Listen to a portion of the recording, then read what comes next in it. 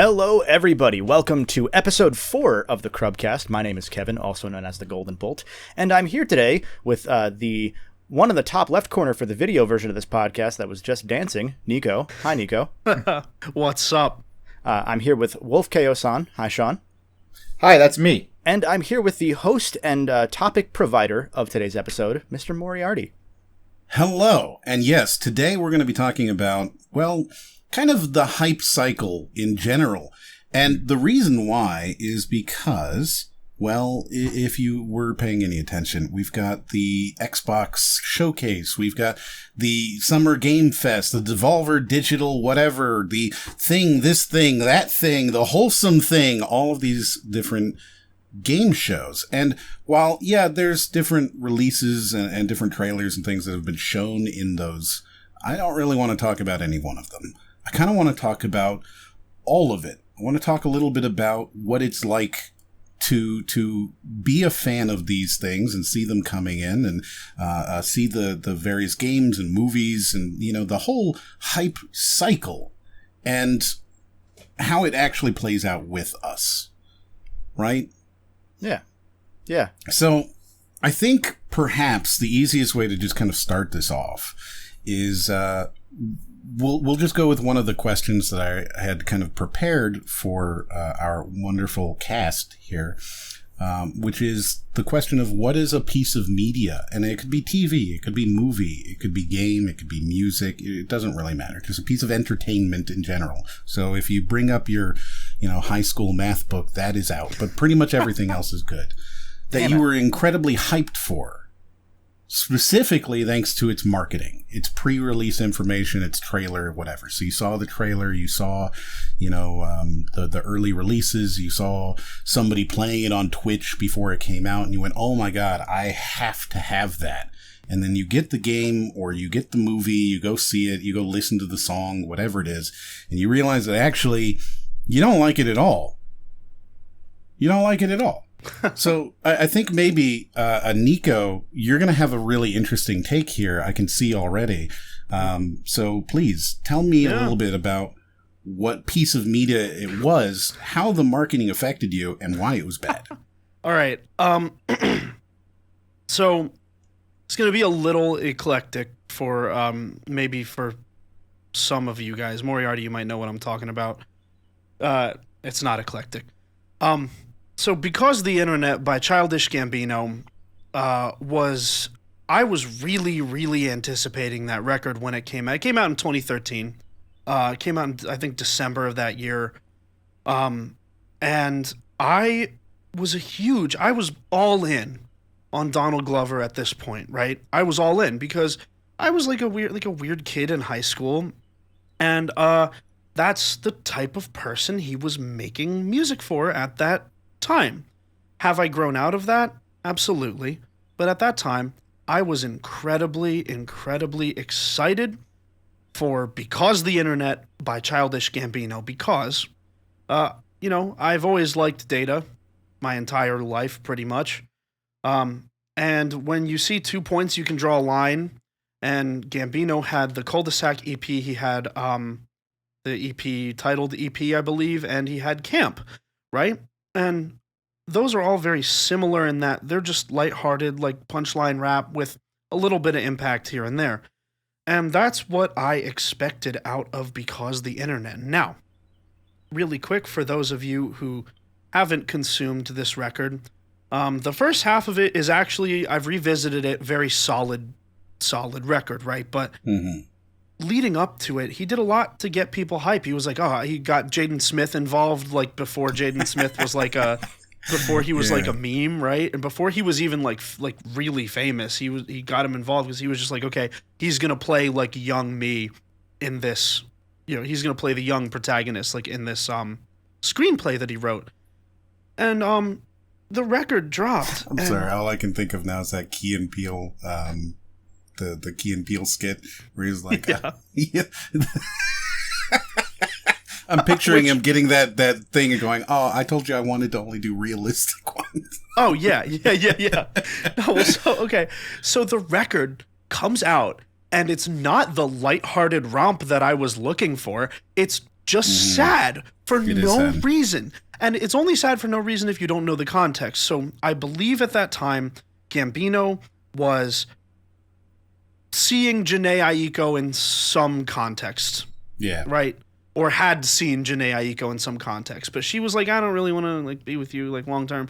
And him and Chance around that time were becoming friends. And I think Chance I suspect this is all you know, what is speculation. But I suspect that Chance the Rapper got Donald Glover into acid, and he had an ego death and became like just. You what say I that mean? because like that is definitely the whole album of Beyond the Internet album is just kind of about the futility of like existence. Yeah. So yeah, absolutely. It's interesting too because I think that that's the one album that nobody's favorite song is from. Right. Right. Like Camp has Bonfire. Yeah. You've got his greatest song of all time, Redbone, on the next album. Yep. And then My Ringtone. Then you've got, This Is America. And then so like he's got these huge big hits, but when you look at Because the Internet, there's really nothing there, right? Like what would be it? Would it be like It would be 3005. 3005, yeah. Or Sweatpants. maybe Crawl? Oh, see, I love Crawl. That's the thing. I love Crawl as a song. Like, musically, I think that's the record that hit the most with me, at least the first half of it. Because the back half becomes really, like, he did the noise thing. He did the, like, scaring the hose thing, like, before the scaring the hose was a thing. Right. He just made, like, a bunch of weird, like, stuff, put a bunch of sound effects over some vague semblance of beats. But, yeah, no, that, like, I'm with you. I One think of that's a the very interesting good things point. about that album, and this is just totally non sequitur tangent here, is I know that it sold. So to get a certain level, right? There's gold and diamond and everything like that, and platinum and all that in the industry, and one of the milestones is 1 million records. Yeah. And that record sold 992,000. God. And I am a proud owner of a physical copy of that record. If it had just sold a few more, like, we're talking less than 1% more, and it would have gone to the next milestone. But because it sold 8,000 records less, I don't know. Oh no, that's hilarious, dude. They gotta Avengers that. Drop another Right, release. release it again. Yeah. God, dude, I got so involved with like the hype cycle for that because he like dropped the screenplay early. He was like leaking stuff himself. There was an ARG going on with it, and it like I was like involved in all that, just like kind of like observing it passively. I wasn't a part of any like community or anything like that, but like I was so excited for that record, and then it dropped, and it was sad, and I just wanted my happy-go-lucky punchline rapper back. Yeah. Man, I did not get that, man. I didn't. I just wanted Troy from Community to rap again, basically. Yeah. Like, and then he went on to do great things after that. I mean, arguably, Redbone is one of the best modern R&B songs. Agreed. It's so good. It's a love song, and yet also like not. Yeah. And then This Is America is the video is more, like as a mixed media piece of art is one of the just most striking commentaries on Black America. It's really, really, really good. Yep. I don't know that I would say that the song is anywhere near as powerful, but combined with that video, it's shockingly good. I think I agree with you.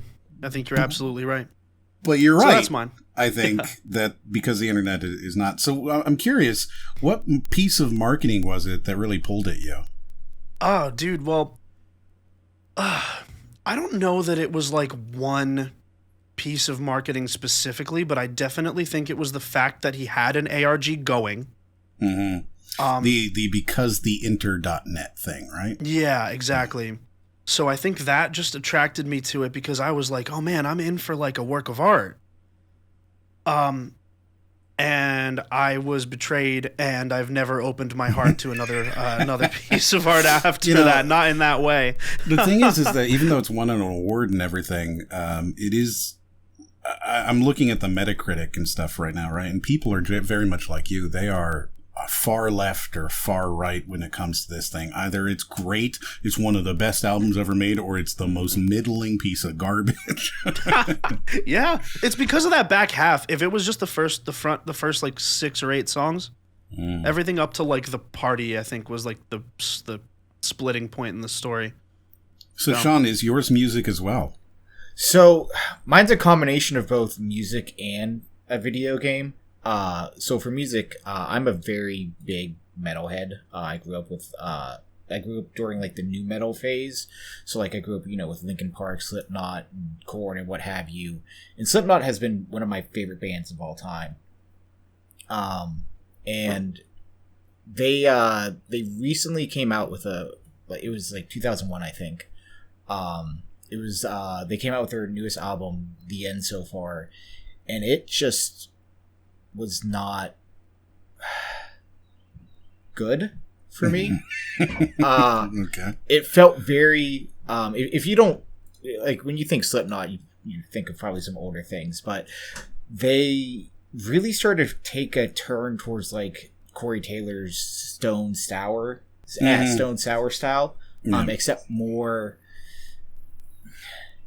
There was a lot of that incorporated, which it's okay, but like it was just not a good album for me. So you're looking more for like the heavy metal hard rock instead of like his more new metal, I guess that like groove metal, would you call it that? Not quite. Like for Stone Sour though, I mean, right? Yeah, but like it was like how do I want to word this? It was like a generic version of both of them combined. Like it didn't feel inspired. It didn't feel very well thought out. It was just very like, okay, here's an album, boom, and that was it. Like it was, I don't know, it just felt very by the numbers, and just it wasn't very good. It just felt like they made an album just to make an album. There was nothing else behind it, which I'm kind of bummed about, because again, I am a very big fan of Slipknot. Sure. I mean, Iowa, man, is an incredible record that I think helped create like that style of music. I always thought it was really funny with Slipknot, because it's like, how many people are in that band? Yeah, which another person just left. Yeah, I think it was, who just left? Like someone literally just left like last week. It was me. Yeah. Oh my god, It was me. It was Kevin. Yeah. Oh yeah, Kevin Craig Jones. Yeah. Craig Jones. Which he's one of the percussionists, I'm guessing. Yeah. I have like a 90% chance of being successful by saying he's one of the percussionists. He's the sampler keyboardist. Oh no! Okay. Yeah, I thought that was Sid. I thought Sid was the DJ. But so there was Slipknot, and then a game for me. I wouldn't say I hate the game. It just, I feel like you're gonna say Brutal Legend. It is not. I do like Brutal Legend, but no, it's actually The Last Guardian. Oh. So I loved Shadow of Colossus. Sure, yeah. And I really liked Ico, or Ico, however you say it. I think it's Ico. Ico's the official, yeah.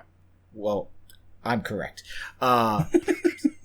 So, I love those games, and seeing The Last Guardian, not The Last of Us, The Last Guardian finally get announced, and seeing the rendered cutscenes, and seeing this thing that was like in development hell for the longest time actually come to E3 screen, I was like, oh, I'm so excited. Oh, I'm so ready for this. And it was not what I was expecting at all. Because I remember I specifically like requested off work for that entire weekend, because I'm like, I'm going to play this, I'm going to do this. And then I played it. I stayed away from every review. I stayed away from any kind of spoiler, and I was like, I'm just going to sit down and play this. And like when I first initially played it, I'm like, this isn't what I want. And I was like so disappointed in it. I was so against it. But then when I took a step back, I was like, all right, it's not the game you were expecting. I should probably, it was like months later, I'm like, I'm going to try to replay this and just go in open head. Let's go. No thoughts, head empty, let's go. That's what I was thinking. And so I went to go play it, and I had a much better experience doing that, because I wasn't expecting anything. And it wasn't the game I wanted. No, but it's still a game that I enjoyed once I really took a step back. Because, like I said, when I saw it, I was like, okay, I'm going to have this Trico. We're going to go around. We're going to go do all this crazy stuff.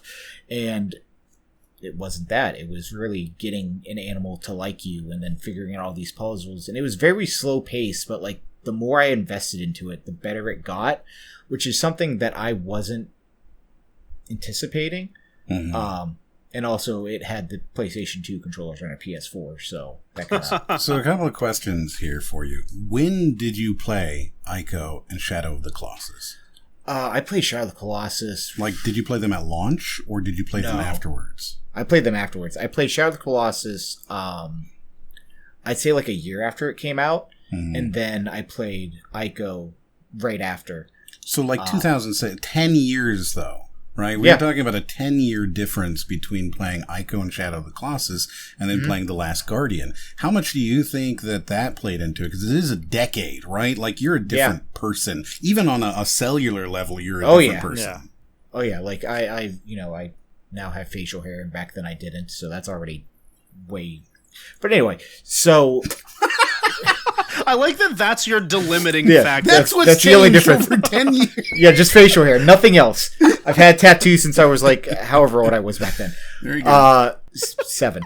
But so, I don't even know how old. But for me, like you said, it's been a whole 10 years.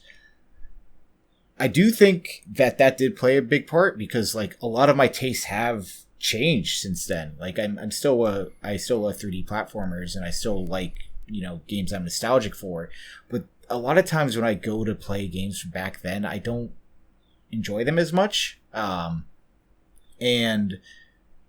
The Last Guardian is very much a PlayStation 2 title on a newer console, and for me, I was like, this, why didn't they do it this way? Why aren't the controls like this? This feels very...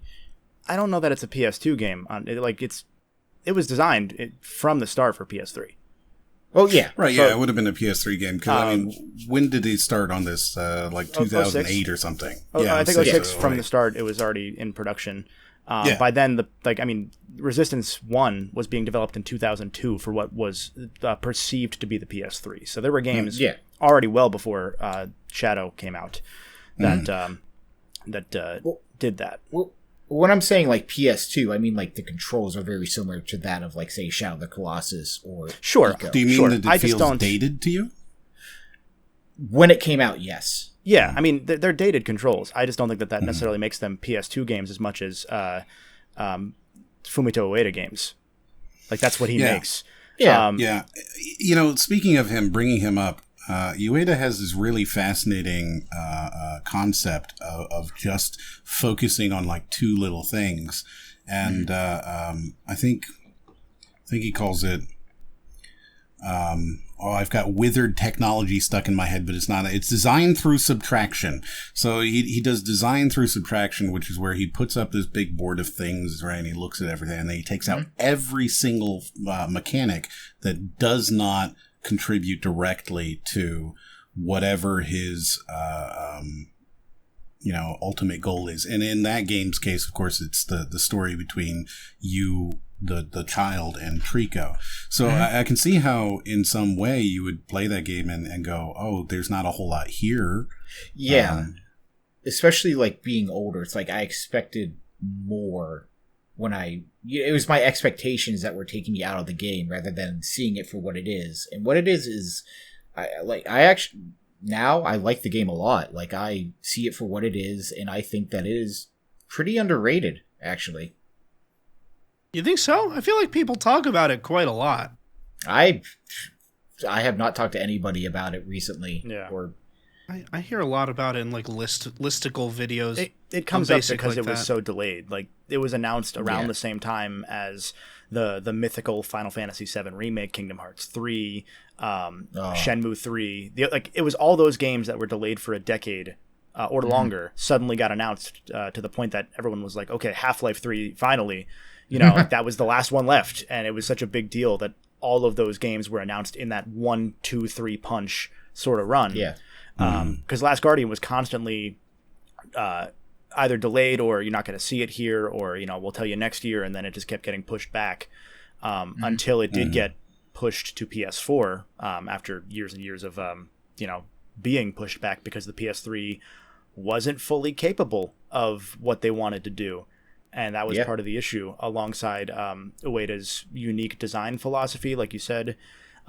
It's to the point that a lot of the stuff that came in the process of transferring everything over to PS4, either this just came out or I read this recently, one of the two. There were whole like level meshes or other major facets of the game that didn't make it onto PS4 because the PS3 was like the game was so entrenched in PS3 hardware that you couldn't even get everything to work on a much more powerful console. It's just one of those super unique development processes for a game that's just as unique. And it's a super unique game. I can't think of any other game where you rear an animal quite like that, right? Yeah. Like, you really are building a relationship with Trico. Yeah. Because, like, you'll tell him to, like, go do something and he'll just refuse. He'll sit. Because he's a dog. He's a dog-cat thing. Like, he will not listen to you sometimes. And that's part of the puzzle of the game, not to cut you off, but like that's kind of what makes it so interesting, is that it's not a game you can complete in a traditional video game way. It's sort of an anti-game in the same way that not to make the Dark Souls comparison, but Dark Souls level design is anti-level design. Yes. And that's what makes it so compelling, is that it's this could be real. This could be a real place in the world that exists, because I'm just jumping on rooftops and I'm finding what seems to be the complete wrong way to do something, but is the intended path, because it's not showing you a corridor, or it's not using light to guide you in the right direction. It's no different than with Trico, because also there's a lot of physics-based stuff with Last Guardian.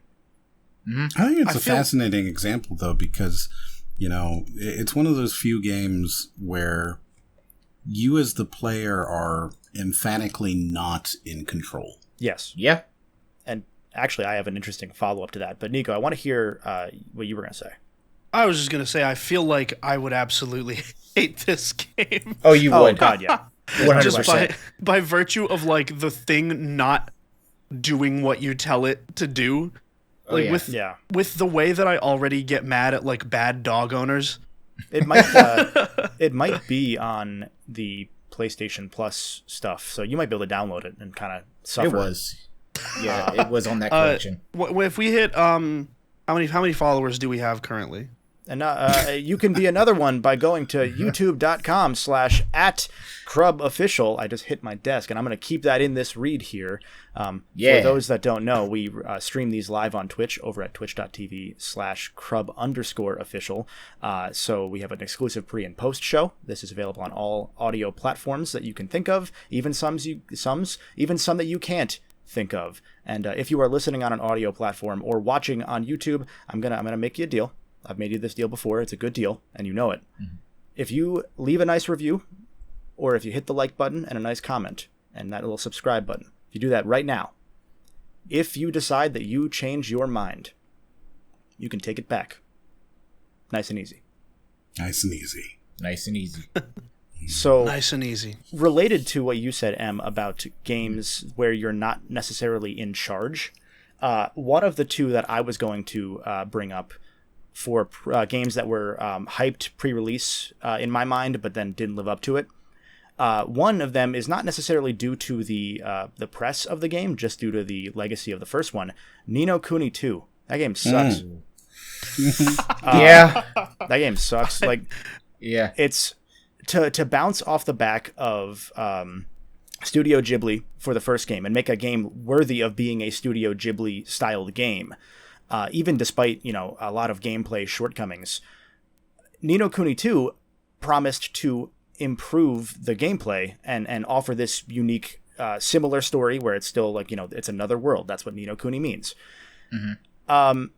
You start the game as the president of the world, and then you get nuked, and then you wake up in Fantasy World, and there's this little cat boy, and the little cat boy is the prince, and his parents get killed, and then he says, I'm gonna make a kingdom where no one has war, and Mr. President, you're gonna help me, please. And he's like, yeah, actually, I believe in your vision, 5-year-old boy.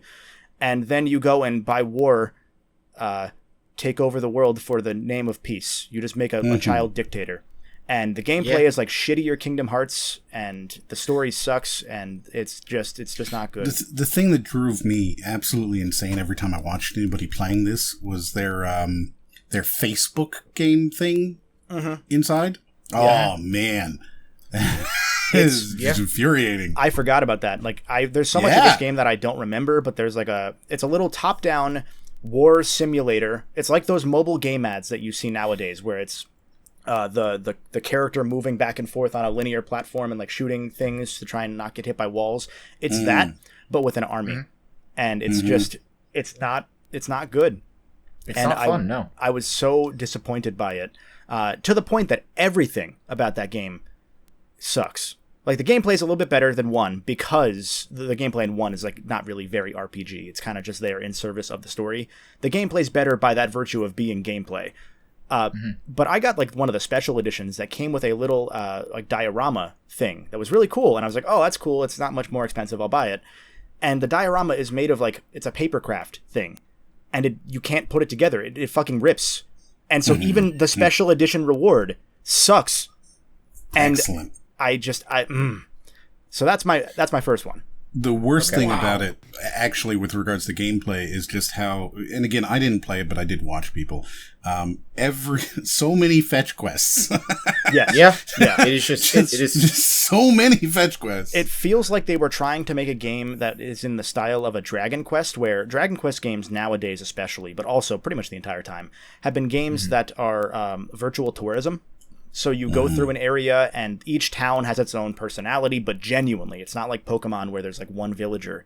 Every town might have a dialect or an accent or a special side quest that makes it feel like you're in a completely different area.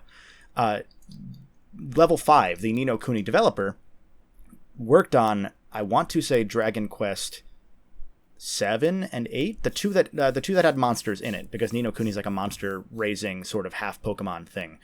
I forget which ones that they worked on, but they've worked on multiple Dragon Quest games as well as Dragon Quest spin-offs. And you can very much tell that Ni no Kuni II is trying to be that virtual tourism style of experience in the same way, because the towns are kind of cool. The towns have a bunch of different characterizations to them, like Ni no Kuni did, because Ni no Kuni had a town that was run by a cat king. It had a town in the middle of the desert. 2 has a town that I believe is run by dogs and hates cats, and you have to like make them get along to take their country over and become the child king. Again, the president of the earth is here, and he's the protagonist. He's the playable character, but he's not the true protagonist. You're just there helping out a child, but not in the usual help out child video game way.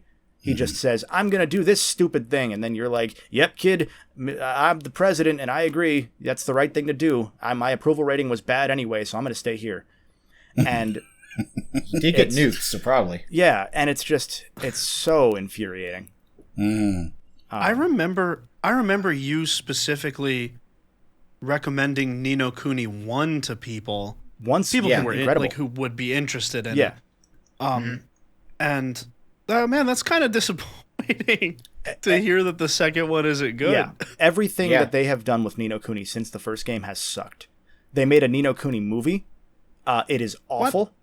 Like, it's a little Netflix movie, and I was like, oh, maybe it'll go back to it. The single best thing about that movie is that it uses the Ni no Kuni theme, which is one of the best themes that any game has ever had. It's this sweeping... is it Joe Hisashi? Is that the composer? Or am I thinking of somebody else that worked in the game? I think it's Joe Hisashi. Legendary composer, either way. One of his best works. The track goes through, every, not level or area of the game, but it goes through and it tells you the story of what you're going to experience the entire journey. So there's like a down in the bog, miry type beat that takes up, all orchestrated right when you would get to like the part of the opening cutscene that shows you in that bog, that shows you the dark side of the game. And it's just so good. And the thing that I hate about Ni no Kuni 2 and the movie, and I think there's a mobile game even, everything they've done with the series after 1, is that it uses that theme without earning it. It just brings it up immediately, and it says, hey, remember this? This was good. And like, I have genuine goosebumps thinking about how good that theme is. And it is a goddamn travesty that they have wasted it on what's left of that series.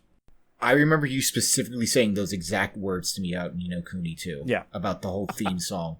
I, like, as soon as you said it, was like, I just had, like, That's So Raven flashback. I was like, oh, yeah. I don't remember a lot about the movie, but I had a whole, like, set of notes written for it in case I ever covered the series. And I was like, oh, you know, maybe the movie will be, like, what we can hope for out of No Kuni 3. And it's just not. It's just, I don't remember a lot, so I'm not going to go into it. But I remember being angry at it by the end. And I don't get angry at media that often because it's not worth it. But that one pissed me off. Mm-hmm. That's an L. That's a pretty big L, to be honest. So what is with your you. second game then? So my second one also sucks. Pokemon Sun. I'll say it. Okay. The 20th anniversary marketing for that game got me. I had not played Pokemon since Gen 4. Because I kind of fell out of the series. And so I skipped Gen 5, I skipped Gen 6. I now have a 3DS, and I see the 20th anniversary marketing, and I see those commercials where it's a kid on a Game Boy, and then it phases through time, and then it's that kid with his kid, and he's playing on the 3DS, and it's that feeling of pure nostalgia that they captured with those trailers. Sure. Yeah. I was in, and so I bought it, and I played through Pokemon Sun. I remember almost nothing about it. I remember that the story was solid to good, but you spend 4 hours doing nothing at the start of the game. Like, it has a Skyward Sword length intro where you don't play the game for the first several hours. The world really didn't have a lot that I felt was unique to it, despite being Hawaii. Like, I think the new Yakuza game, like a Dragon game, is going to do Hawaii better than Pokemon did, which is sad.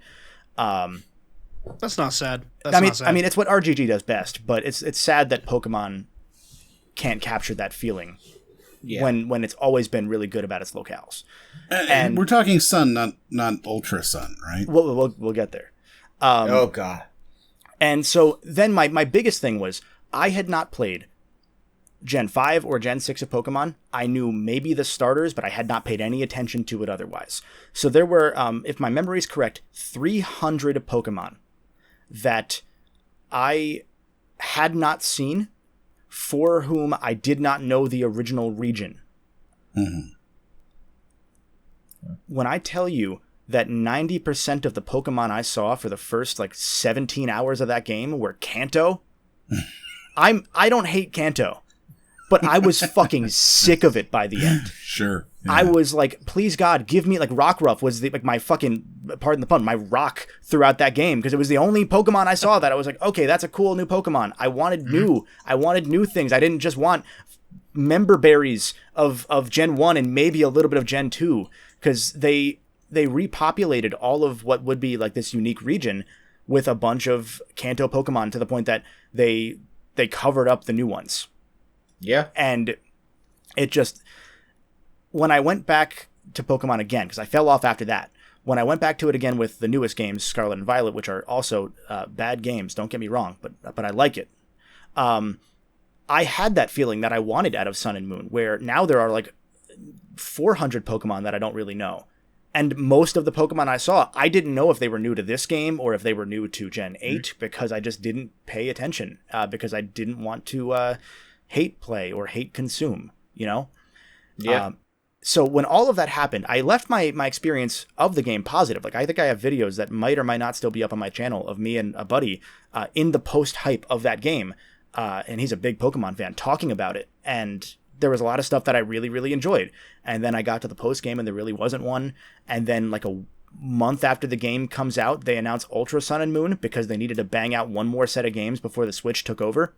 Mm-hmm. And so it came out that Sun and Moon were genuinely a beta, which, don't get me wrong, again, every Pokemon has a third version or a third and fourth version. The early versions are kind of samplers of what you'll get in the definitive one at the end.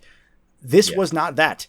This was, I believe, only the second time ever that they had a Pokemon game and its direct third version, as it were, coming out within a year time of one another. This was very blatant, just cashing in, because they needed to get a little bit more out of the 3DS before they could move on.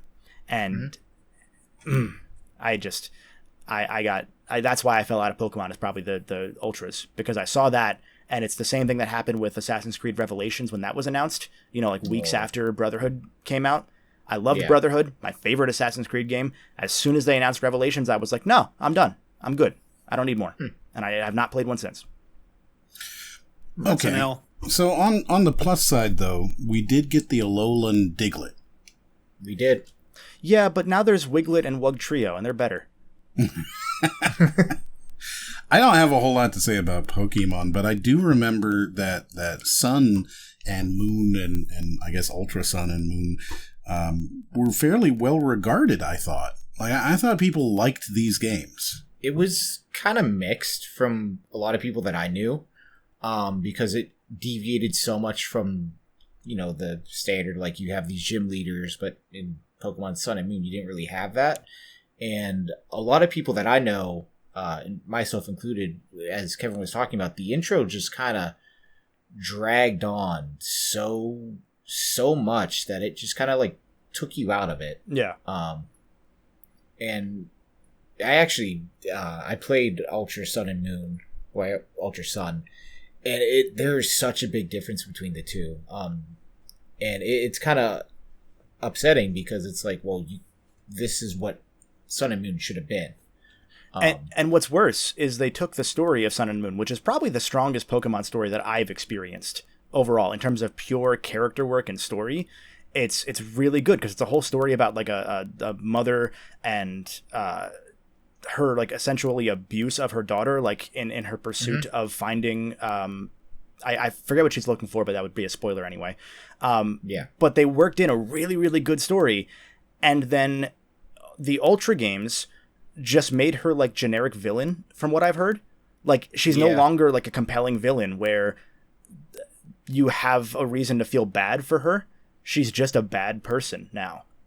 Yeah. And they lose all the sympathy by going and making the story almost more generic, which is the one thing that game had going for it, was that it was a good story. And so for them to, improve the gameplay, because of course we just sold you a $50 beta, for them to improve the gameplay, that's a given. But for them to then to take the one thing and that you could look towards as a saving grace for Sun and Moon and fuck it up, Ugh.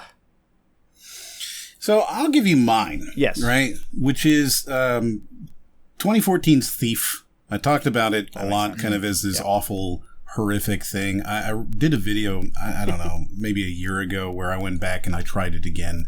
But at the time, this game, I pre-ordered it. I was very, very hyped by it because I was a big fan of the Thief games, the Dark Project and the Metal Age and all that stuff. I really enjoyed it a lot. It's what brought me into like the enjoyment of stealth games, and I ended up liking Splinter Cell and Metal Gear and all that because of Thief, right? Oh, really? Yeah, absolutely. And playing all of these different, games, and then Thief 2014 gets announced, and boy, I am all for it because, hey, we're going to get a brand new, Thief. And I was a little bit concerned when they started saying, oh, well, we've replaced the voice actor. And it was like, that sucks. He is the voice of Garrett in my head. Similar to if they replace, David Hayter, right? It's like, okay, but he's the Snake, voice. yeah. He's the voice, right? You don't replace He is the Snake, voice. yes. So they replaced the guy who played Garrett, and I was like, well, okay, but they are doing a different story, I guess, and it's like when he's supposed to be youngish, maybe, so okay, I guess I can sort of see it. And then they started talking about, we're going to do this and we're going to do that. And I'm still very hyped for it because I'm a big fan of Thief and I'm very excited for this game. But I'm starting to feel a little bit of the concern, a little bit of that, I don't know. It's probably going to be fine though, but I don't know. And then finally it comes out and I'd pre-ordered it. And this was the last game I ever pre-ordered. Ever. I've never pre-ordered a game since then. Okay, that's awesome, first of all. It taught me that if you pre-order a game, they will fuck you. That's what it taught me. It taught me that if you pre-order a game, you're going to get a piece of trash. You are going to get, I can't think of a terribly rated game because they all disappear out of my head. But, one of these games where you pick it up and you go, oh, well, that game is actually Redfall, right? Like, imagine the person who paid $70 for Redfall, Yeah. Right? No pre-orders ever. Never, ever, ever, ever. And I'm not talking about like today where, they do these 5-day pre-orders and we did a beta. That's a demo. It's a demo. It's a pre-release demo. I'm talking about actual pre-orders where you're going into a GameStop and paying them $60 ahead of time. If you're going to do it the day before you're going to buy the game. I'm fine with that. Yeah. But don't give them a pre-order 3 months early. Don't do that. So Thief 2014 is easily my game that I was so hyped. I was so excited. I was ready to get back into it. I was ready to go see what the Hammerites had done. I was ready to get in there, and they turned him into a weird klepto instead, right? Like, the whole thing about Garrett is that you're going in there, and you need the money because you need to eat, but you're also incredibly good, so you like to steal things that are, really, really valuable.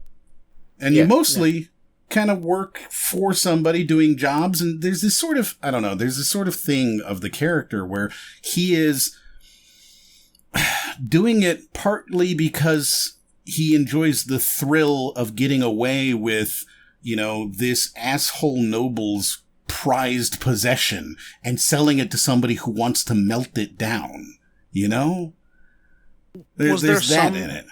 Was there some piece of the marketing that like brought you, to being excited for it, or was it just your prior enjoyment it was of the games? It was seeing Thief pop up, right, and going, holy shit. It was that banking on the name thing, right? Because there's a lot of games. I think Prey is a good example, right? Prey is a game that is not Prey, right? They just had this name and slapped it the fuck on there.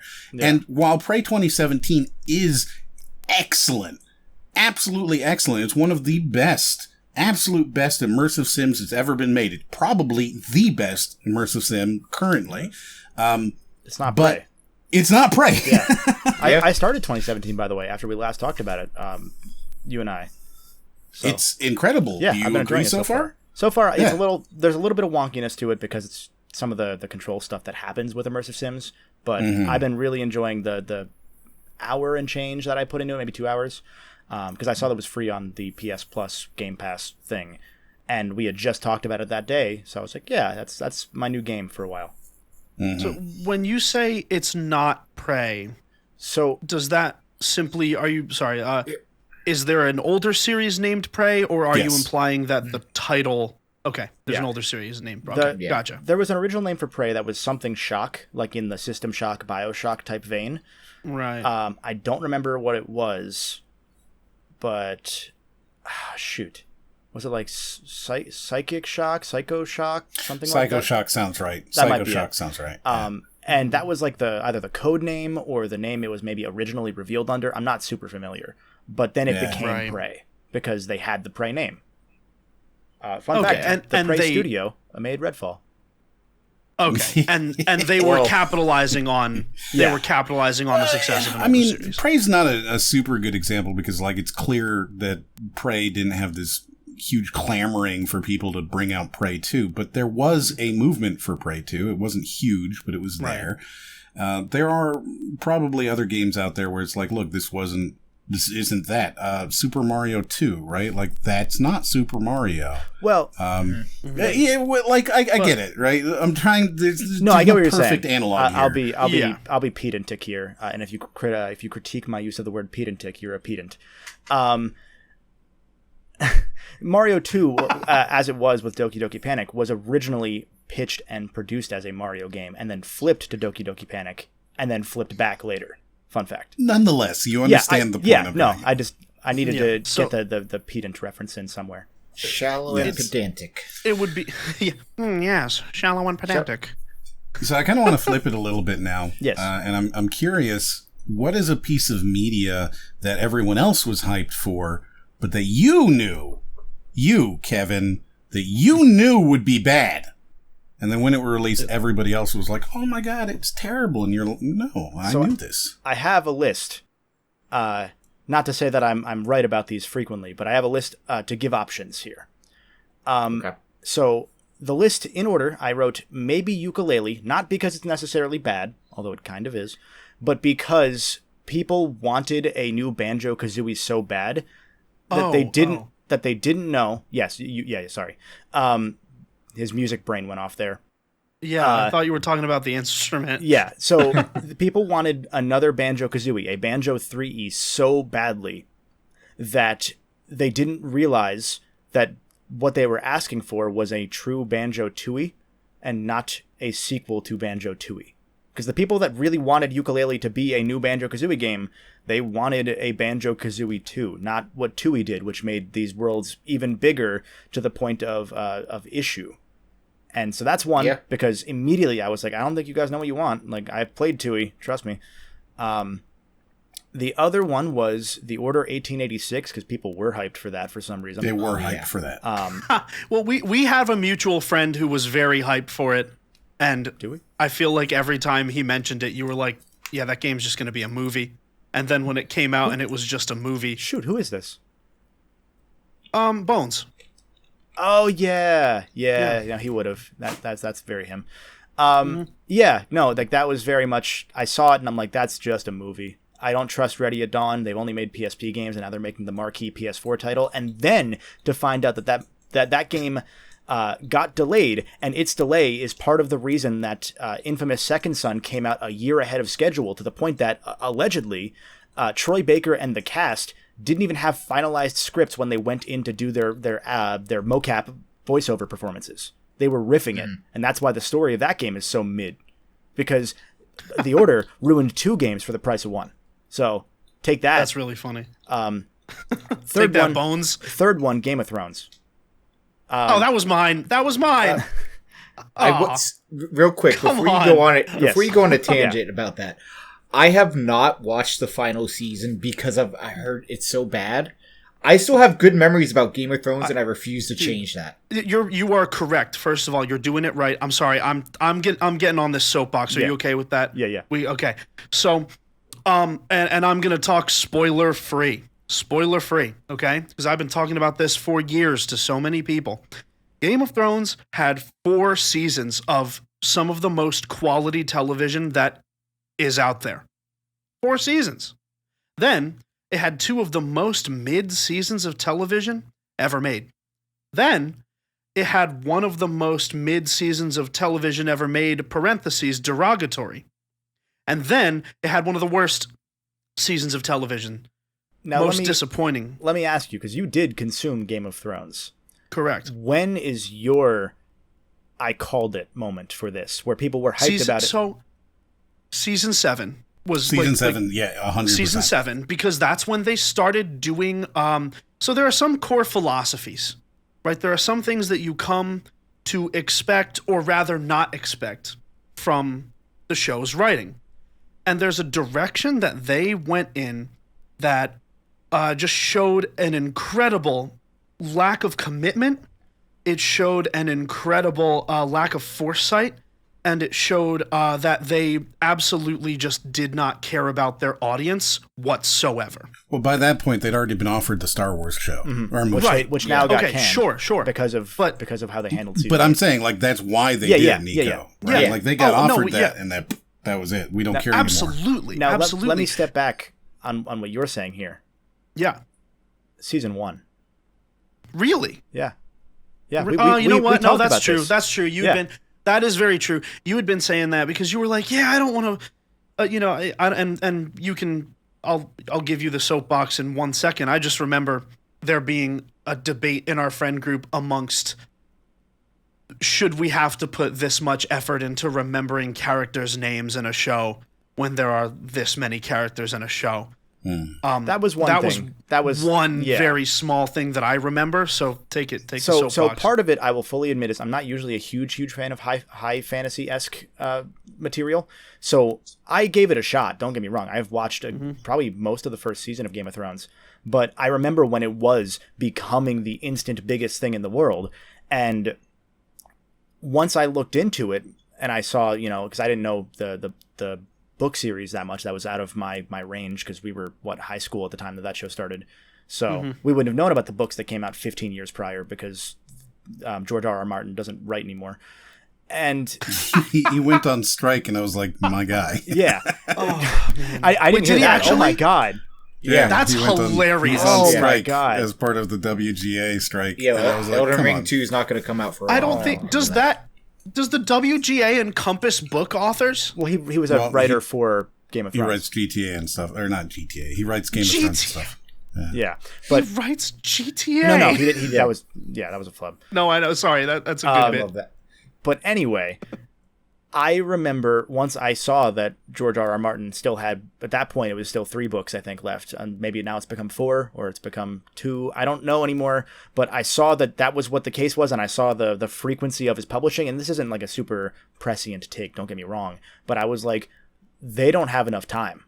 Like, they are going to catch up fast.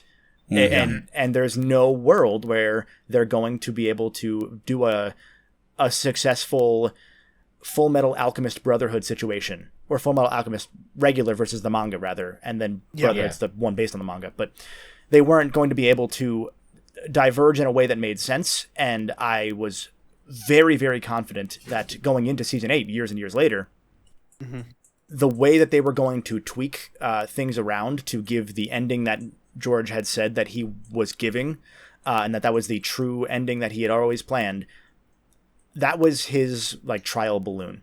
I fully believe that if he was ever going to finish this series, now that that's been received that way, he will not. He will do something else. Oh, agree. And here's the thing: not that you need this, but I can verify you absolutely had been saying this for years and years. I just 100%. I just didn't think there was a chance. Like unless he suddenly became the most prolific writer, knowing how long the books were from what I had already put together at that point by doing research into it. Man. No, you were absolutely right on the money. You've said it since day one. You said he's not finishing these books. I mean, you said something else, but you said he's not finishing these books. And I'll take myself down a peg in the same breath here. Part of that was because everyone was talking about Game of Thrones, and I was like, I still like The Walking Dead. And then a season later, that fell to shit, so it didn't matter. Okay, yeah, but that was around like season 4 or 5 of The Walking Dead. That was when I still, like, people were falling off, but I liked what they were trying to do, like, in the background, and I was piecing together like the direction of it almost. It was the direction was solid at that point. I'm not gonna say that like nobody expected it in like the season 5 realm. Nobody expected it to drop off as much as it did. Yeah, it quickly because like people like myself, like I had read the comics up to a certain point, and I expected them to do all of that, and the comics were still good for another 3 seasons worth of show. But the thing is that the first like 3 seasons of The Walking Dead are just them standing around going Coral being sad. No, that's season 2. One had a story. Season 2, they're sitting on a farm doing nothing. Season 3 is when they go to the prison to do nothing. Season 4 is when they stand around and do nothing. So no, the prison was good. 4 is where it came together. 3 is a lot of Rick standing around yelling about his wife being dead. Yes. I liked the prison, but don't watch Walking Dead. I liked the prison. That's when I fell off. I was like, I'm done with this. This prison has ruined me. I hate these people now. I loved the idea of, and this is a very hard tangent from what we were talking about, but I loved the idea of every villain in The Walking Dead, or every antagonist rather, being another version of what Rick could have become. And they did it so well with like the new version of Governor for the show versus the generic evil guy from the comics. And they did it well with Negan from what I've heard. I only watched one episode of Negan being in the show because of what they did with that cliffhanger, and I stopped watching. I was already like falling off, but the moment they insulted the audience's intelligence, I was done. Yeah. Dude, I heard about that, and the thing is having read the comics, that's the worst possible cliffhanger they could possibly have done. It's not a cliffhanger. When you do a cliffhanger, you do it after the climax, as part of the build-up to the next big plot point. That would be Negan showing up would be a cliffhanger. A cliffhanger is not cutting the frame in the middle of the climax. Or worse, doing it first person with like red goo coming over the screen like you died in Doom. Yeah, man, I remember that. Looking worse than if you died in Doom. I stand by that was hype though. Look, that was hype. Well, then it was a fake out. Then it was a fake out. And they did it again twice in one episode. But here's the thing. It was Here's a the fake thing, out. though. Wait. Listen. Hold on. No, Sean, hold on. It wasn't was who a you, fake It out? wasn't who you think it was first. It was somebody else, and then it was the one. Are you kidding me? Yes, because here, listen. So because, they made it worse? Yep. No. Well, Yeah. I can't go into it without going into spoilers, so I'm not Let's going do to hit spoilers. yeah, let's not do Yeah. Yeah. So I'm curious though, Sean, before we go too much deeper into The Walking Dead being trash, right? Is The Walking Dead your piece of media that everyone else was hyped for? What's yours? No, actually, mine is Fallout 76. Ah, god damn it. That's a good one too. I should have God thought of that. damn it. You're right. That's mine. Because I like that remember... we have Okay. synergy here on the Crubcast. Yeah. We are a hive mind. We're a hive I mind. remember everybody, like all of my friends were so hyped about this game. It's gonna be so good. All of my college friends, every single fucking one of them bought the pre-order. And I don't mean just the normal one. I mean, they got the bag. I want the bag. I want this cheap-ass nylon. And I literally every single one, I'm like, Sean, you have to get on this. We're going to be playing it day one. Come on. I'm like, no, absolutely not. I am not spending a dime on that game. No. And it And was to... immediately trash. You knew it was going to be trash as soon as they said there weren't going to be any human NPCs. So what I remember specifically, like they picked a day that they were all going to get on and try it for the first time. I'm like, I'm going to be there. And to watch the chaos devolve into just like, it wasn't even just, it was anger, sadness, betrayal. Yeah. And then, well, I remember one guy, he threw his... He threw his mic and he just screams, I didn't even get my fucking bag! Because the bag didn't come for like a good couple of weeks for some people. And then when they sent it out, they're these like ultra cheap ass fucking nylon. I still remember there was somebody I knew that was very adamant. He was like, "Oh, that game's gonna be so good," and I kept telling him like, "Look, I'm pretty tuned in with this. You should wait like a week." Yeah, and he was like, "No, it's gonna be game of the year. I'm buying an Xbox for this one. This is the one." And he bought an Xbox. And Wow. he did. And then a week later, he never talked about it again, and I never asked him. Yeah, We just didn't talk about apparently it. people today are like, "Oh, the game's pretty good." I don't fucking believe them. Yeah, no. I don't Yeah, believe I them. don't- The, no. the, That's the like the bones people of who that say- game were bad. But that's like people who like play No Man's Sky in the No Man's year Sky is different. 2023. That one was fixed. No Man's Sky is a big Credit to them. change. I kind of like. I Yeah. feel like bringing No Man's Sky up is in this right, being like, oh, it's a piece of media everybody was hyped for. You could argue that it was at that point, but today it is that game. They've done a really good job with No Man's Sky. Oh, yeah. Yeah. It's Is it, completely though? different. That- It is yeah, a very it's completely really different good. game. It's a super We're enjoyable talking game. like Minecraft beta versus Minecraft now levels of like Yeah. completely different Really? game. yeah, it's super enjoyable. Really worth playing.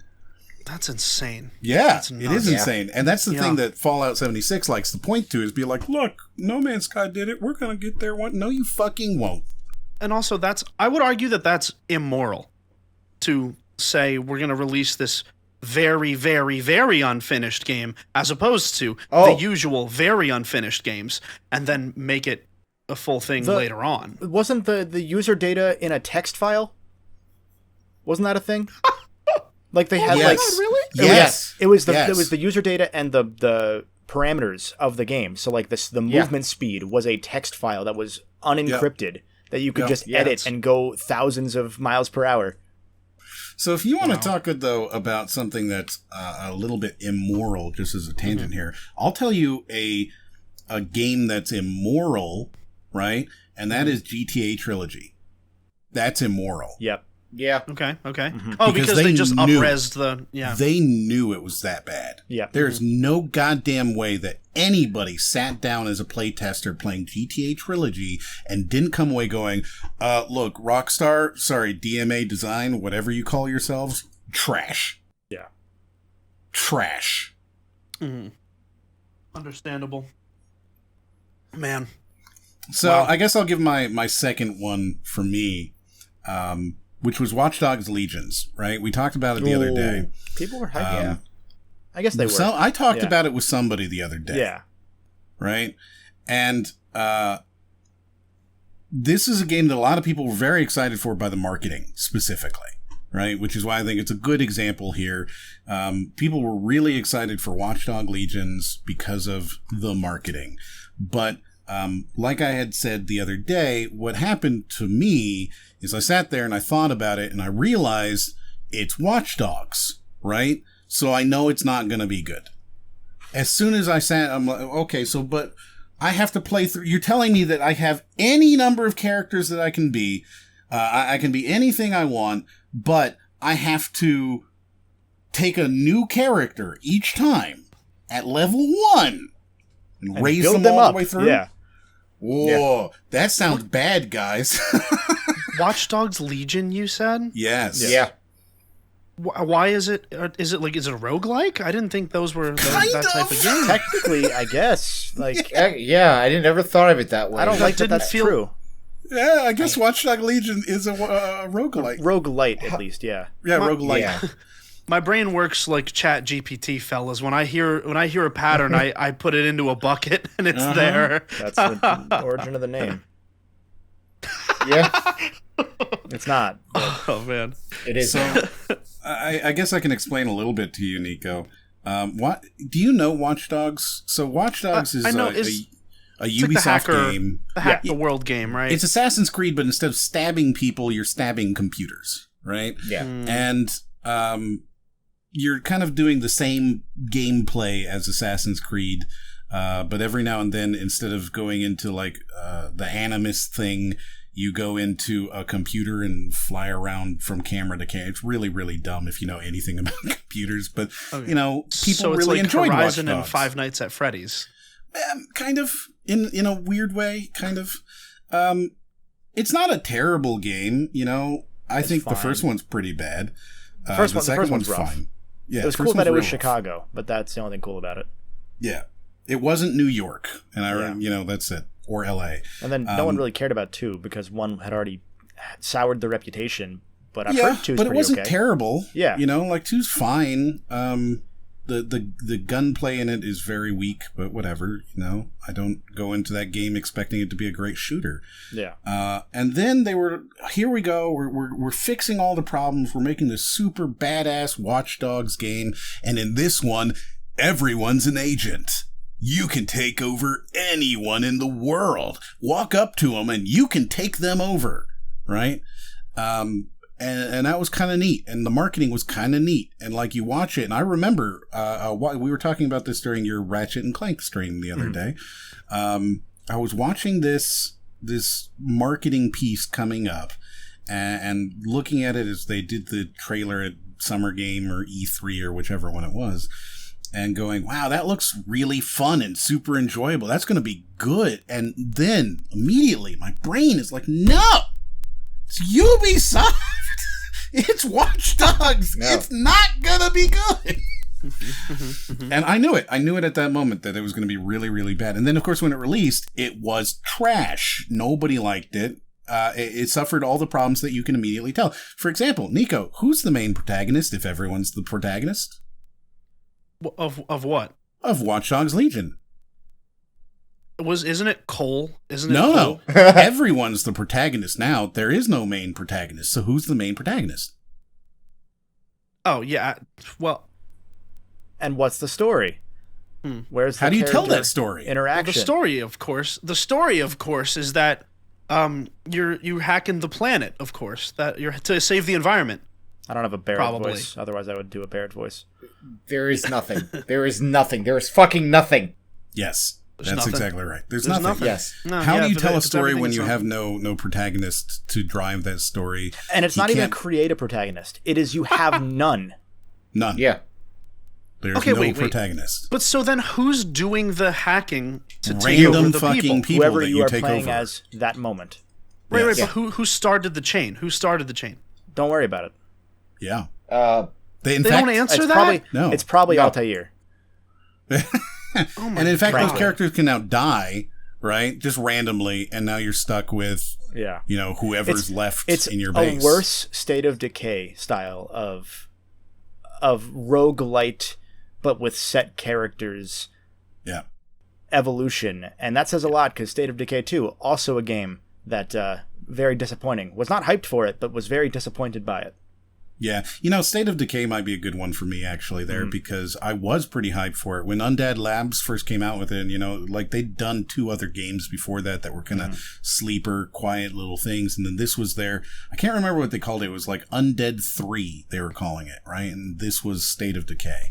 And I remember they were releasing little bits, and like, man, I really want a game where I get to build my own thing in a zombie apocalypse. That sounds cool. Yeah. And then you play it and it's like, oh, it's the first one I liked. It wasn't stellar, but it was an Xbox 360 game, so I didn't expect stellar, Yeah. The second one fine. with the co-op, where the co-op is you join my world and play as my characters and you get nothing.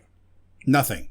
Mm-hmm. So there's no reason, only one person makes a file then in your group. And it's the same game as 1, right? Like, it's also almost they didn't identical. change anything, despite it being Nothing. 8 years later. Yeah. Like, I guess technically it looks slightly better. Nah.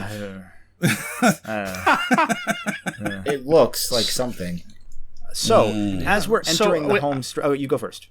Oh, I was going to say, I have one more for this, because I think I only gave the one legitimately. But I have one more for just, media that you were hyped for that just fell flat, right? It's Click. It's Click by Adam Sandler. It's Click by Adam Sandler. You I was had huge hopes for Click. Dude, you know what? Around the time that movie came out, right? Let me paint a picture for you. Please paint it. I'm gonna lean back. I was I was a lad, right? I was kind of young, and when you're young, people, you take your parents' perceptions of a lot of things, right? And my parents really like Adam Sandler, and so around that time, and my friends at that time really liked Adam Sandler, and I foolishly had been watching back all the Adam Sandler movies. I watched Big Daddy. I watched, I didn't see The Waterboy. I watched, what are the other ones? Big Daddy, Little Nicky was one of my favorites. Happy Gilmore, right? Billy Madison. I was watching all those movies, right? 8 Crazy Nights. I did not see 8 Crazy Nights yet.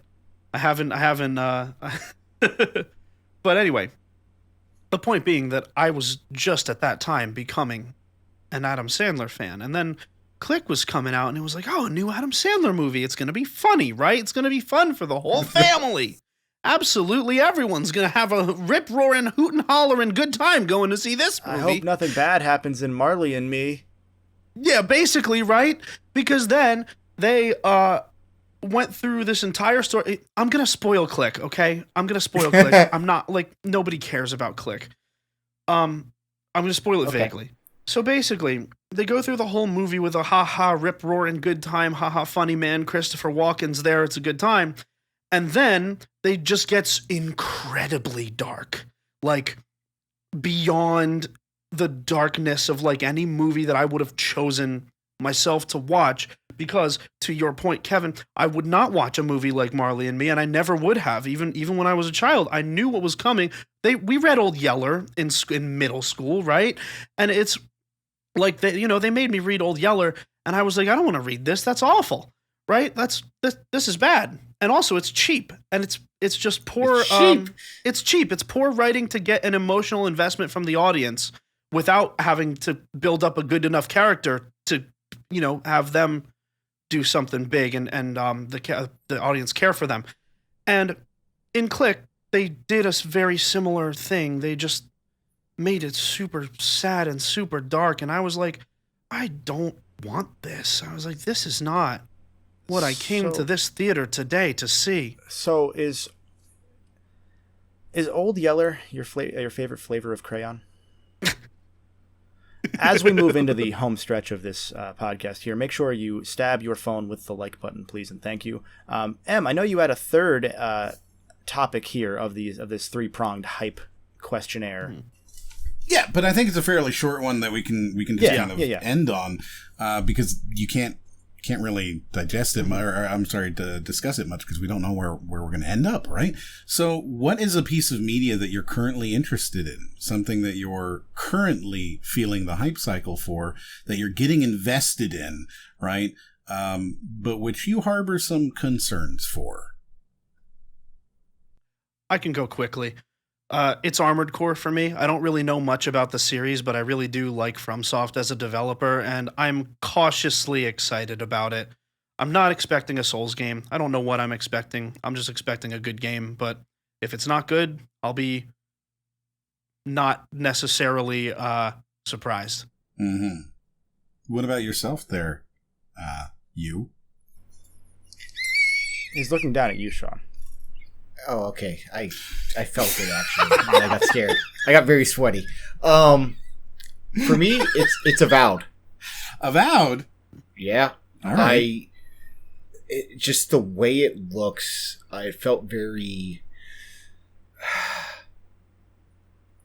I wouldn't say it's not janky, but it felt very like slow and basic. Forspoken-y. I think it's supposed to be like KOTOR for what it's worth, not, Yeah. And I'm excited for it, but I don't know if I'm going to like it. It's one of those, like, I want to like it, but I don't know if I will. I'll give you one that I'm getting invested in. I know I shouldn't. We all, as soon as I say this, you'll all be like, you shouldn't be getting hyped for this. I'm feeling it for Starfield, right? Oh. Like, right? I know I shouldn't. That's fine. I know I shouldn't. But I Is do that like like a Bethesda. Redfall? That is It's Bethesda. It's Bethesda. Yeah. So I'm a big fan of Bethesda games in a way, right? Like, it's hard to say that I love them or anything, but I have a good time playing them. And Starfield, you look at it and it's, I don't know, the ship mechanics and stuff, I can feel it, right? I can feel how that could be cool. And I'm hoping that they focus more on that and not on the super janky Fallout 3 shooting that we're seeing, Yeah, the one thing that, like, I wish they had in Starfield was more, like, alien presence that you see in, like, Mass Effect. That was something I felt was kind of like, I kind of was wanting that. You don't want Bethesda designed alien races. I do. I'm not going to pre-order it for what it's worth. They're just going to be blue but humans, and they're all going to talk with their eyebrows going up like this every 4 words, because that's the only emote they have, is just this, that. Yeah, that's fine. Ain't no problem. No problem. I hope I'm wrong about Starfield, but that is like the Xbox's last savior of a game. Yeah. As far as like It's Phil true. Spencer, like he is gone if that does not land. Like Yeah. there's no other way at this point. It's Yeah. been shortcoming or failure after shortcoming or failure, and I don't want that to be the case. But when you have to go on and apologize because your internal reviews for Redfall were too high, I don't have faith that a game coming out in Xbox Game Pass, technically release alpha in September, I don't believe it. From the day that they announced that it was getting an early Game Pass launch, like the whole reason that Bethesda works with the idea of Game Pass and being an Xbox company is their games already launched unfinished anyway. So launching unfinished is what every Game Pass game does now. Sea of Thieves took 4 years to be a video game. Yep. Like I was a founder for that, right? They sent me a key to try it out. Rare did.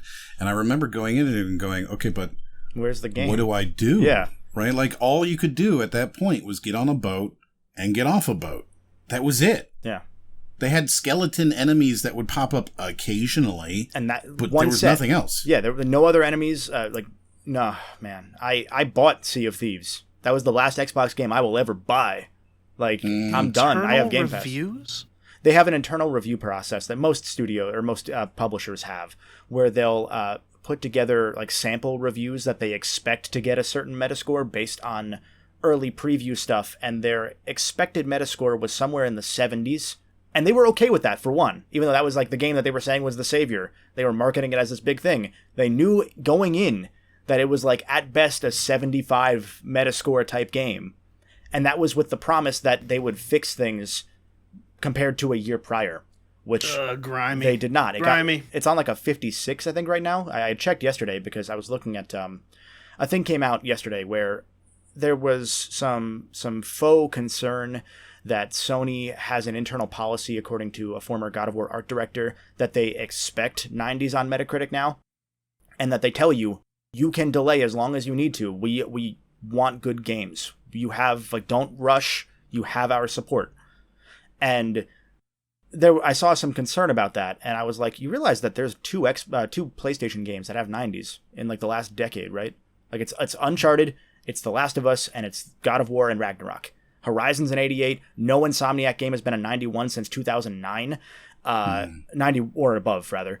Like Spider-Man was like an 87 or something like that, 85. Really? Miles was like an 83. Ghost of Tsushima was an 83, which is a travesty for that game. I had to look, and this is why Redfall comes up to that. I had to look to make sure that Days Gone was not higher than Ghost of Tsushima because I was afraid that it might be. That'd be a massive L. And because you know that Days Gone could read as an 8 out of 10 kind of game to a lot of critics. Really you know could. how critics do. Yeah. And thankfully, You think so? Oh yeah. Yeah. 100%. Days Gone, like the one with Deacon St. John. Yeah. The one with the with the guy who was playing Craven, who was Boozer in that game. No Yeah, way. Boozer. Dude, no way. No way. It's exactly I would not it's read that it's way. exactly the kind of game. If Ghost of Tsushima got an 83, like if they're gonna pivot around that every open world game has a certain score threshold, a score max or a score minimum, when Ghost of Tsushima is one of the only things that really like changed how open world games can be consumed. A year before that, Days Gone 100% could have gotten something in the mid 80s. Thankfully, it didn't. Thankfully, it's like in the 70s, like 71 or something like that. I was going to say, I have a hard time believing something that generic would get. That's exactly yeah. why. That's exactly You why. think- It's because it's you the kind think of so? thing Are that people- would appeal to enough people that they would go, oh yeah, it's pretty good actually. Assassin's Are Creed people gets a that reliable. unadventurous? Assassin's Creed reliably gets high 80s. Yeah. And those games are, I hate to be so broad, but those games are the same every year. Every year. Like, Yeah. it's Call of Duty gets the high 80s, 90s range. Though that's because of the multiplayer more than the set pieces, but it's a thing. Like, yeah. L. And so anyway, I that came into mind because of that, but I to close that thought off, I was surprised that people actually took that as a serious. They're demanding that, and that's why they don't make small games anymore. When Returnal is one of their highest rated games in recent memory, and that game was small. Like that's a small, low budget game. You know, they don't care that much. They just say that we want you to aim for quality because that's what their design ethos has been as a publisher is make quality, and people will buy all of them. Like they'll continue to buy the brand. Which brings me to mine actually. Speaking of buy the brand, James Gunn's DC. Oh, okay. Intriguing, yeah. No, you're James right. Gunn. I see the concerns immediately, and I also it's see the James hype. Gunn. Yep. So I'm hyped, but it's DC, so I'm not. And, like, Right. Yeah, what he did with Peacemaker was incredible. Yeah. Right. Yeah. Everything he's touched Absolutely has been incredible. gold. So far. the Guardian Exactly. stuff was great. Yep. But boy, DC, what do you do with it? And I mean, as soon as he got in there, he fired Henry Cavill. That's like a kind of a flag on that for me. I don't know. Which is weird because there was a Henry Cavill cameo recorded for Flash 2, I think, and they cut that. Yeah, there was. And he was going to be in, I want to say Batgirl, the movie Batgirl. I don't think it was Batgirl. I think it was the one that another got- Batman. He was going to be in something. Yeah. And he came back in. Oh, Black Adam, the That's movie what. nobody Because nobody that was remembered. because The Rock was doing his big push to become the star of the DC and the owner of the DC universe as a creative lead, and then that bombed, and he now has had his worst year in long time memory. Because of that, because he was like, I'm Black Adam, I'm not gonna fight Shazam, I should be fighting Superman, even though Black Adam is a Shazam character. Yep. Yeah. Yeah. Oh man, It's that's so like, what direction? Like, what could you possibly want out of Superman that Henry Cavill was not delivering? well, I don't know. I almost think actually that he might still be back because he got pulled out of Witcher suddenly, and that was right around the time the DC changeover happened. So my theory is that there is an animated Superman movie that has a new actor. I'm almost wondering if they're working and negotiating to bring Cable back. Is it Cable or Cavill? I thought it was Cable. I think it's I've always Cavill. said Cavill. I always he's said English. I always said Cavill, Cavill, and then someone said Cable in like an official press, and so I started saying Cable because I assumed it was right. Anyway, Henry C. It's Cavill. Henry it's C. Cavill. or H. Cavill. I could see him wanting a bit more creative license or creative like guarantees for him to come back, and that maybe that's part of the process, is that they're negotiating that out now. I could see that, because that's fair. I hadn't considered him being the one to instigate, because he was pissed off about Witcher. Like he was and like, oh yeah, absolutely, so. Yeah, and rightly so. What they did to that is disgusting. Yeah, I loved season 1. Yes, it's really bad. I will scream that. It's season 1 I liked a lot, and then season 2 I was like hyped for, and then there was one point where I was like, everything feels wrong, and then it just kept going more down, and I was like, no, I can't go into it. I almost don't believe they're actually doing another season with the Hemsworth brother. Hemsworth, yeah. I almost think this one's going to fail. It's going to be such a bad. Netflix will cancel it. Like I almost Nobody's think they'll cancel it ahead of time. Yeah. Simply because why even put in the work? You know it's canceled.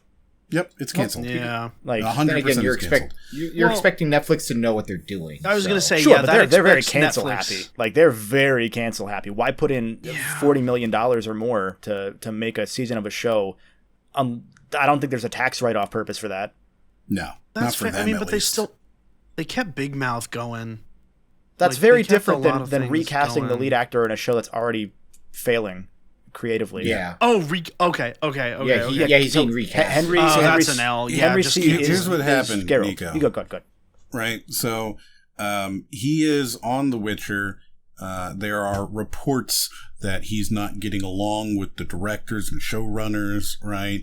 Next thing you know, he gets fired. Turns out the reason why he was removed from The Witcher is because he wanted to maintain authenticity towards the source material, because he's a big Witcher fan. Yeah, he's a huge gamer, right? He's got one of the biggest Warhammer 40K collections on the East Coast or something, right? Yeah. And like he's this big gamer, huge into Sapkowski's work for The Witcher. He's a big fan. That's why he went in and got involved in this. Was I'm going to play Geralt, but I'm going to play Geralt.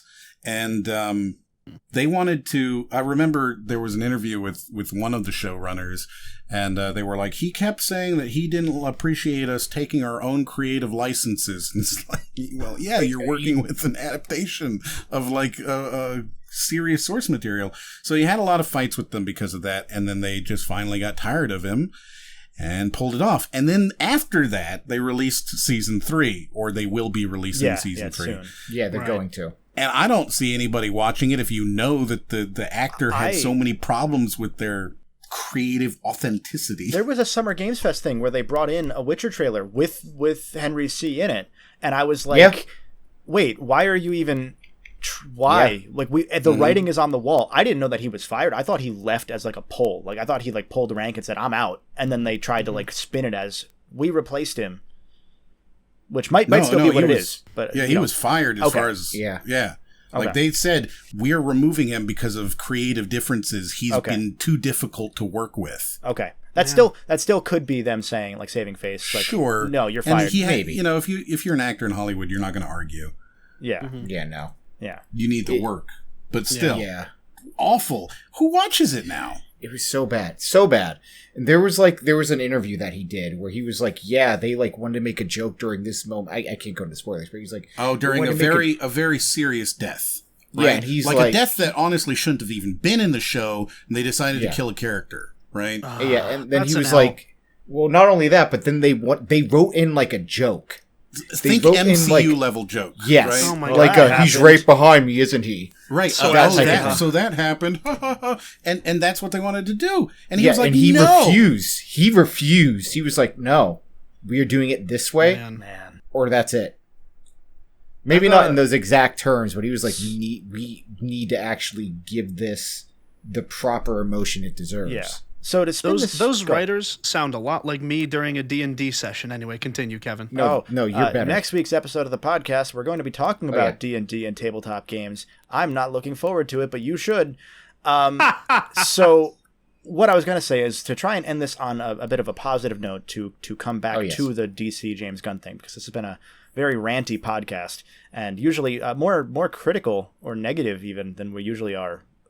In a good way. I've had a lot of fun today, but we say all this stuff out of love, hype responsibly, etc. But to end it on a positive note, I'm hopeful that James Gunn can pull it off. I'm hopeful that, because it's not just him. There's also another creative lead that's with him. I don't remember his name, Peter something maybe, but someone who was part of DC already that has a very good mind for the source material and whatnot.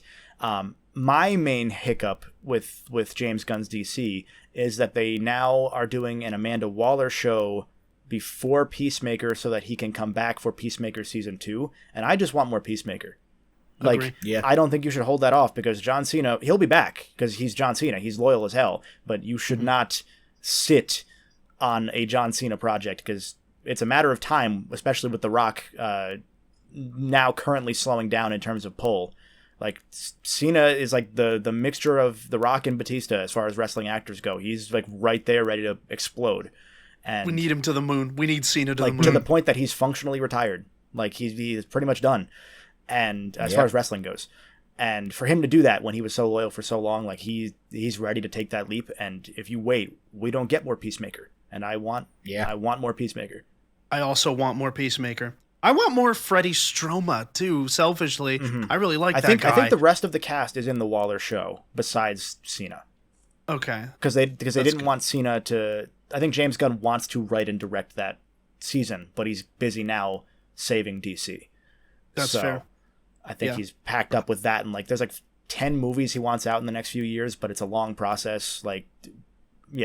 Anyway, do we have anything else we want to throw out there before we call it a podcast today?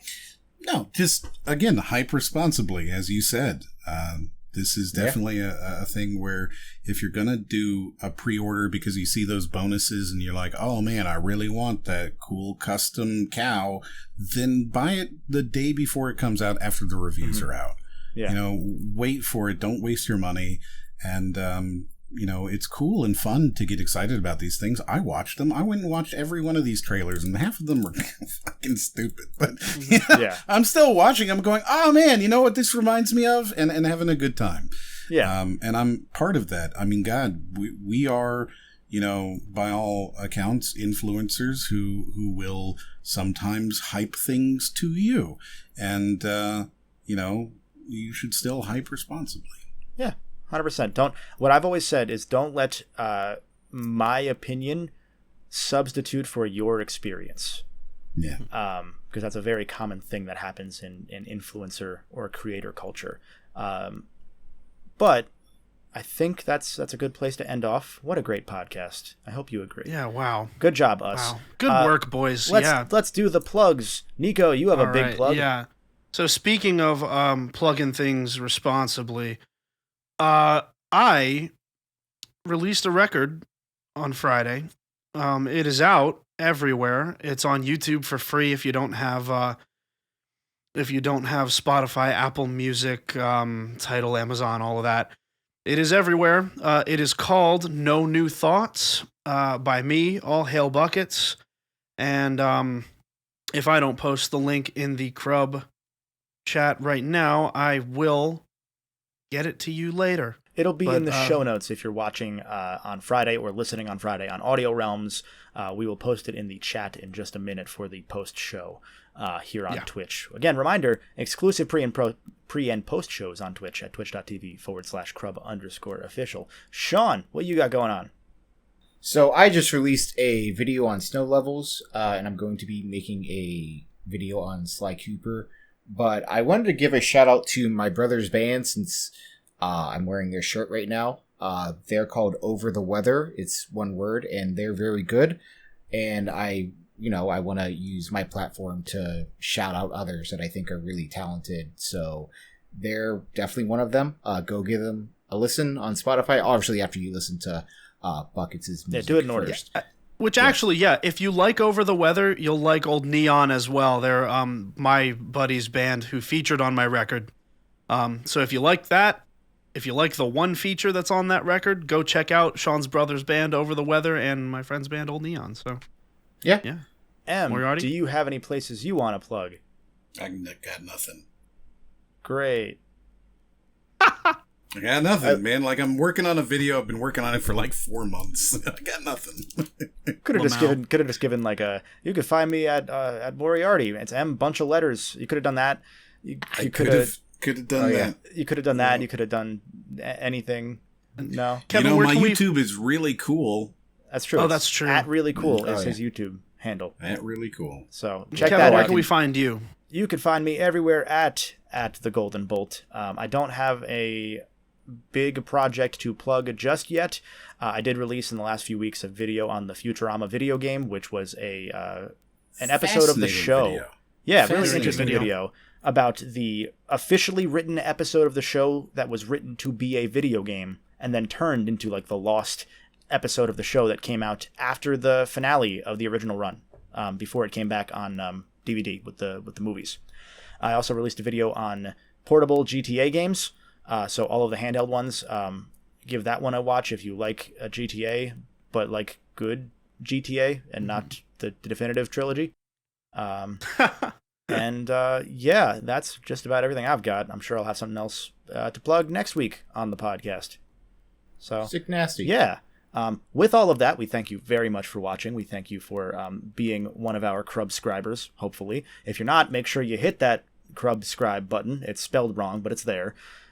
Follow on all platforms if you can. Like I said, we're at Crub Official on everything except for Twitch, where there's an underscore in between Crub and Official.